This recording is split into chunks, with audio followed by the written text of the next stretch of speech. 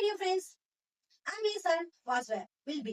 ఈ వర్డ్స్ వినడానికి చాలా చిన్నవిగా ఉన్నాయి కదా, బట్ ఈ వర్డ్స్ యూజ్ చేయకుండా మనం ఇంగ్లీష్ సెంటెన్స్ ని కంప్లీట్ చేయండి. ఈ రోజు మనం ఈ బీ ఫార్మ్స్ ని ఎక్కడ వాడాలి దాని గురించి మనం నేర్చుకుందాం. బీ ఫార్మ్స్ చూడండి, మనకి ఫస్ట్ ఐడెంటిటీ, ప్రొఫెషన్. మనం ఏంటి, మన యొక్క ప్రొఫెషన్ ఏంటి అని చెప్పడానికి మనం బీ ఫార్మ్స్ ని యూజ్ చేస్తాం. ఫీలింగ్స్ అండ్ కండిషన్స్, మన యొక్క ఫీలింగ్స్ ని కండిషన్స్ ని కూడా చెప్పడానికి బీ ఫార్మ్స్ ని యూజ్ చేస్తాం. ప్లేస్ అండ్ లొకేషన్ ని కూడా చెప్పడానికి మనం బీ ఫార్మ్స్ ని యూజ్. టైం టెన్స్ చేంజ్ చేయడానికి కూడా మనం బీ ఫార్మ్స్ ని యూజ్ చేస్తాం. ఈ 4 ప్యాటర్న్స్ లో మనకి బీ ఫార్మ్స్ అనేది యూజ్ చేస్తూ ఉంటాం. ఈ రోజు మనం ఈ ఐడెంటిటీ గురించి నేర్చుకుందాం. ఈ ఫీలింగ్స్, ప్లేస్, టైం టెన్స్ దాని గురించి ఇంకొక దాంట్లో నేర్చుకుందాం. ఈ రోజు మనం ఐడెంటిటీ అంటే మన యొక్క గుర్తింపు, మన పేరు ఏంటి, మనం ఏం చేస్తున్నాం దాని గురించి మనం ఈ రోజు నేర్చుకుందాం. సో ఇక్కడ ఐడెంటిటీ దాని స్ట్రక్చర్ ఏం చూడండి, subject, be form plus noun. Subject అనేది మనకి ఏంటి, I, you, we, they, he, she, it. వీటిని మనం ఏమంటాం, సబ్జెక్ట్స్ అంటాం. ఈ సబ్జెక్ట్స్ వచ్చినప్పుడు ఏం యూజ్ చేయాలి, I, you, we, they, he, she, it. Subjects వచ్చినప్పుడు పాస్టెన్స్ లో, ప్రెసెంట్ టెన్స్ లో, ఫ్యూచర్ టెన్స్ లో ఏం యూజ్ చేయాలి. పాస్టెన్స్ లో మనకి ఐ వచ్చినప్పుడు వాస్ అనేది యూజ్ చేస్తాం. అదే ప్రెసెంట్ టెన్స్ లో అయితే am. ఫ్యూచర్ టెన్స్ లో ఆల్ సబ్జెక్ట్ ని మనం విల్ బి ని యూజ్ చేస్తాం. యు, వి, దే వచ్చినప్పుడు పాస్టెన్స్ లో వేర్ అనేది యూజ్ చేస్తాం. అదే ప్రెసెంట్ టెన్స్ లో ఆర్. అదే he, she, it singular forms వచ్చినప్పుడు పాస్టెన్స్ లో వాస్ అనేది యూజ్ చేస్తాం. అదే ప్రెసెంట్ టెన్స్ వచ్చేసరికి మనం ఈస్ అనేది యూజ్ చేస్తాం. బట్ ఫ్యూచర్ టెన్స్ వచ్చేసరికి ఆల్ సబ్జెక్ట్స్ కి విల్ బి అనేది యూజ్ చేస్తాం. మనం was, were, am, is, are, will be use చేసి మనం కొన్ని ఎగ్జాంపుల్స్ చూద్దాం, ఇంకా మీకు క్లియర్ గా అర్థమవుతుంది. ఇక్కడ చూడండి, I am a home maker. I'm a home maker. I was a student in my school days. I was a student in my school days. I will be a teacher in future.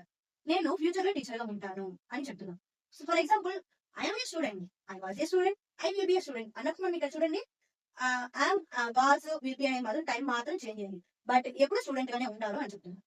ఇక్కడ I was past tense కాబట్టి మనం timing mention చేస్తాం. ఇప్పుడు present లో ఉన్నాం కాబట్టి I'm.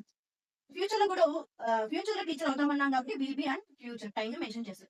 మనకి ఇప్పుడు ప్రెసెంట్ లో చెప్పేటప్పుడు మనం టైం ని మెన్షన్ చేయము, బట్ పాస్ట్ లోను ఫ్యూచర్ లోను చెప్పాలంటే మనం కంపల్సరీ టైం ని మెన్షన్ చేస్తాం. ఎందుకంటే ఎప్పుడు మీరు స్టూడెంట్ గా ఉన్నారు, ఎప్పుడు మీరు టీచర్ అవబోతున్నారు అన్నప్పుడు మనం ఎప్పుడు అనేది మనకి టైం వేస్ట్ చేసి వస్తుంది.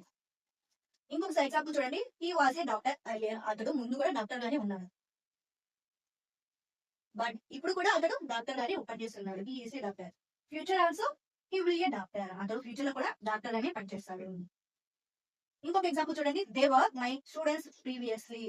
వాళ్ళు ముందుగా నా స్టూడెంట్స్ గా ఉన్నారు, but now they are my friends. ఇప్పుడు వాళ్ళు నా ఫ్రెండ్స్ గా ఉన్నారు.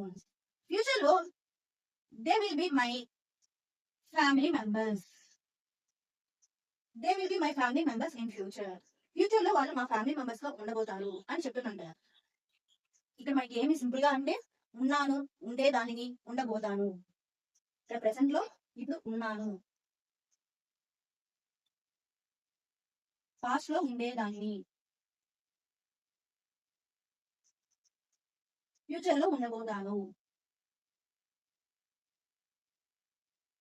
ఇవి మనం బాగా గుర్తు పెట్టుకున్నామంటే మనం ఈజీగా రాసేయచ్చు. ఇప్పుడు హోమ్ మేకర్ గా ఉన్నాను, నేను చదువుకునేటప్పుడు స్టూడెంట్ గా ఉండేదాన్ని, ఫ్యూచర్ లో టీచర్ గా ఉండాలని అనుకుంటున్నాను అన్నాం కదా, ఉండబోతాను అనుకుంటున్నాం కదా, అలాంటప్పుడు మనం ఇవి యూజ్ చేస్తాం.